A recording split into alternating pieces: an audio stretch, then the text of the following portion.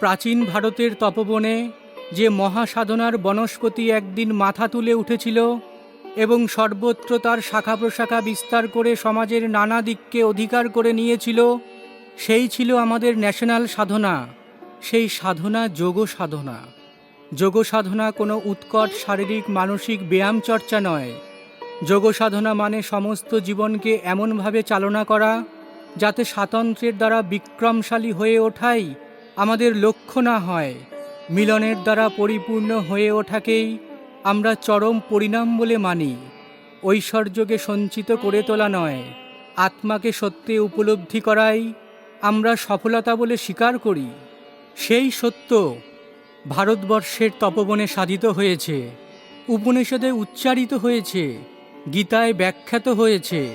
বুদ্ধদেব সেই সত্যকে পৃথিবীতে সর্বমানবের নিত্য ব্যবহারে সফল করে তোলবার জন্যে তপস্যা করেছেন এবং কালক্রমে নানাবিধ দুর্গতি ও বিকৃতির মধ্যেও কবীর, নানক প্রভৃতি ভারতবর্ষের পরবর্তী মহাপুরুষগণ সেই সত্যকেই প্রকাশ করে গেছেন। ভারতবর্ষের সত্য হচ্ছে জ্ঞানে অদ্বৈত তত্ত্ব, ভাবে বিশ্বমৈত্রী এবং কর্মে যোগ সাধনা। ভারতবর্ষের অন্তরের মধ্যে যে উদার তপস্যা গভীরভাবে সঞ্চিত হয়ে রয়েছে, সেই তপস্যা আজ হিন্দু, মুসলমান, বৌদ্ধ এবং ইংরেজকে আপনার মধ্যে এক করে নেবে বলে প্রতীক্ষা করছে। দাসভাবে নয়, জড়ভাবে নয়, সাত্ত্বিকভাবে, সাধকভাবে।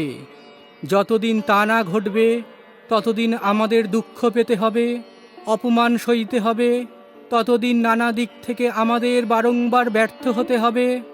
ব্রহ্মচর্য, ব্রহ্মজ্ঞান, সর্বজীবে দয়া, সর্বভূতে আত্ম উপলব্ধি একদিন এই ভারতে কেবল কাব্যকথা, কেবল মতবাদ রূপে ছিল না। প্রত্যেকের জীবনের মধ্যে একে সত্য করে তোলবার জন্যে অনুশাসন ছিল।